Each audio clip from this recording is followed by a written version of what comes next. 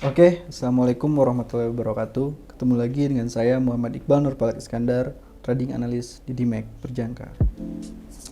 Kali ini saya bakalan ngebahas salah satu teknik yang sering saya gunakan ketika saya masuk market, yaitu BBMA. BBMA ini adalah perpaduan antara Bollinger Band dan Moving Average, ya. Jadi kalau misalkan teman-teman mau belajar scalping atau apapun itu, ya, mau belajar scalping, cara simpelnya masuk market, kalau saya sih menggunakan Bollinger Band dengan moving average dengan digabungin menjadi BBMA, ya. Nah, sekarang saya bakalan langsung praktekin, ya. Nah, tampilannya seperti ini. Di sini kalau misalnya kita ulangi lagi, ya, dari awal cara ini indikatornya, memasukkan indikatornya seperti apa, biar takutnya ada teman-teman yang belum pada bisa gitu, ya. Nah, di sini kalau misalkan teman-teman di sini ada indikator, atau bisa diklik di insert, atau di sini indikator, masuk ke trend, dan di sini teman-teman pilih Bollinger Band, ya. Nah nanti muncul seperti ini. Settingannya bawaannya aja, terus warnanya saya pilih hitam. Nah, ini kalau misalkan Bollinger Band doang nih, ini terdiri dari upper band yang ini, yang atas, middle band yang bawah, yang tengah maksudnya, yang ketiga ini ada lower band. Nah, upper band dan lower band ini itu berfungsi sebagai resisten dan supportnya, tapi dinamis, ya. Dalam artian dinamis itu yang bisa bergerak kapanpun gitu, ya, tergantung teman-teman lihat time frame-nya. Maksudnya time frame H1, H4, daily, M30 itu bakalan beda-beda, ya. Ini sesuai dengan time frame-nya. Nah, yang upper band itu khusus untuk resisten yang bakalan selalu berubah tergantung pergantian candlenya. Nah, dan lower bandnya pun sama, dia bakal mengikuti harga. Nah, dan ini kalau misalkan yang middle bandnya itu adalah moving average yang periodenya 20, terus itunya tuh simple, yang metodenya tuh simple. Nah, sekarang saya bakalan gabungin dengan moving average lagi, ya. Dalam artian yang ini nih, moving average. Nah, di sini metodenya itu teman-teman ubah dulu menjadi eksponensial dan periodenya 13. Nah, untuk warnanya saya memilih merah, ya. Nah, tampilannya bakalan seperti ini, teman-teman, ya. Nah, teman-teman sendiri kan udah pada tahu, ya, cara menggunakan moving average itu seperti apa. Ketika candle berada di atas MA, maka apa yang harus kita lakukan? Yaitu fokus mencari peluang buy-nya.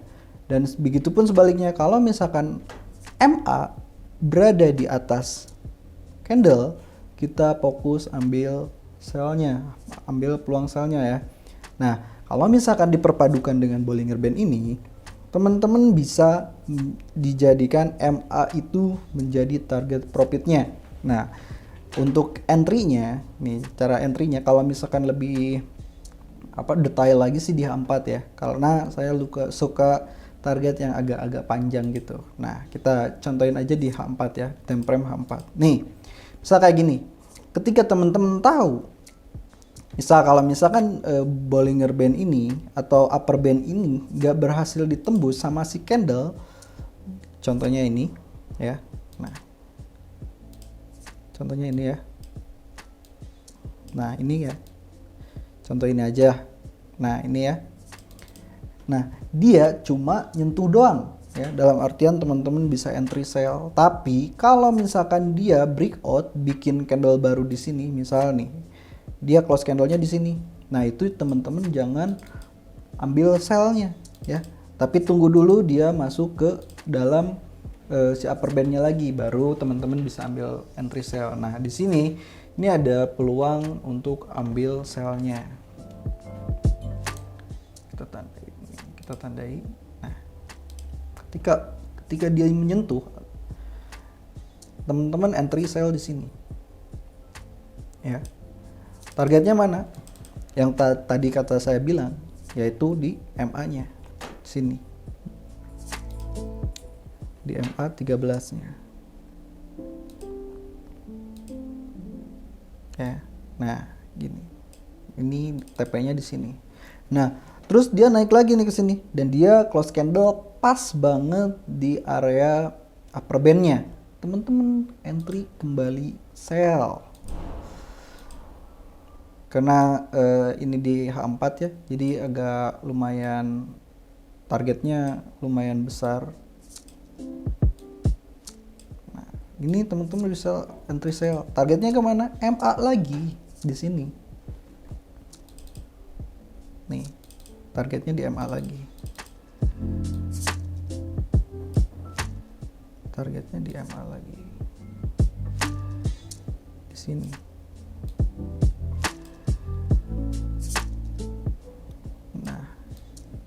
Nah, di sini lagi.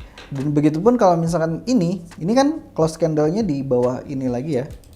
Teman-teman bisa re-entry sell di sini dengan target sama di MA lagi di sini, ya kan?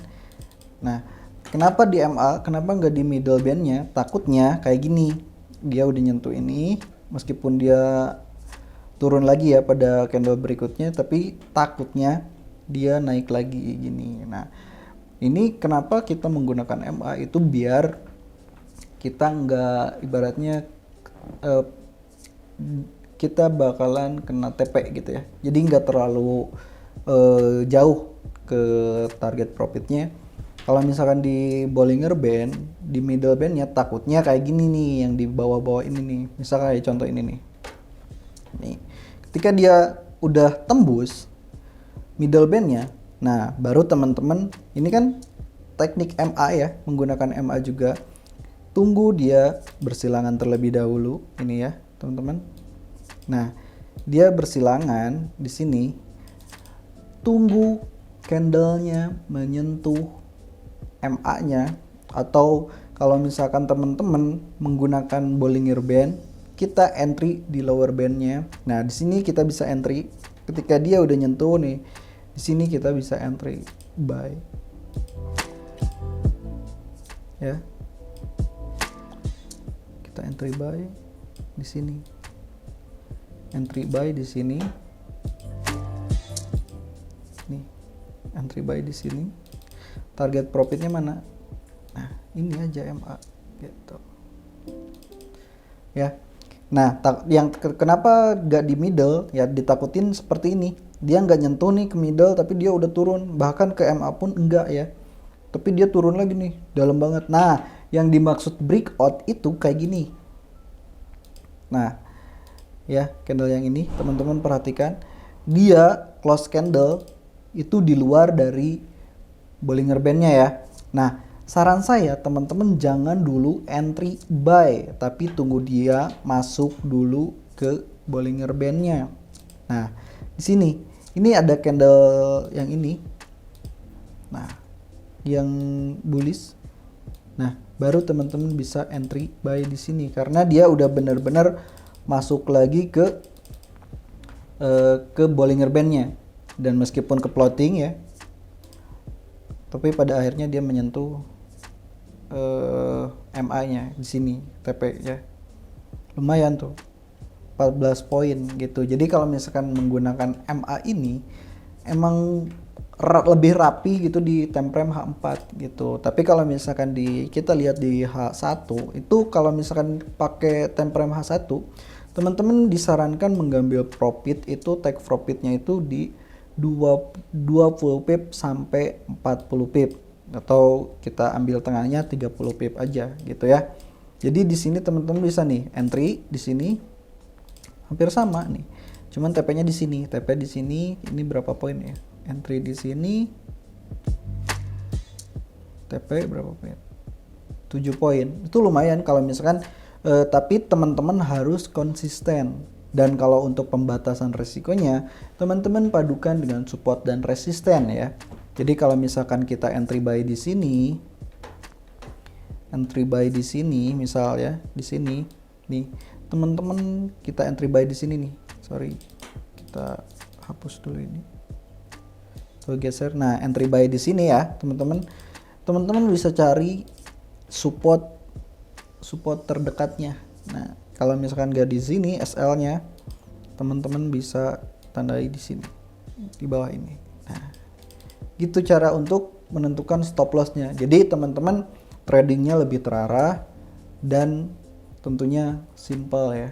Dan ini teknik yang sering saya gunakan ketika saya masuk market di SAUD. Kalaupun teman-teman biasanya main di mata uang, itu bisa sama aja sih, cuman saya lebih suka trading di emas gitu. Nah, sekian materi yang saya berikan, teknik yang saya kuasai dan selalu saya pakai, saya share. Mudah-mudahan ini menjadi manfaat bagi teman-teman atau menjadi teknik teman-teman dengan modifikasinya teman-teman, itu silahkan bebas, terserah. Yang saya selalu gunakan itu teknik ini, BBMA gitu, Bollinger ditambah dengan moving average kayak gitu. Nah, cukup sekian materi yang saya sampaikan, mudah-mudahan bermanfaat dan jangan lupa tersenyum. Ketemu lagi dengan saya di next video. Bye bye.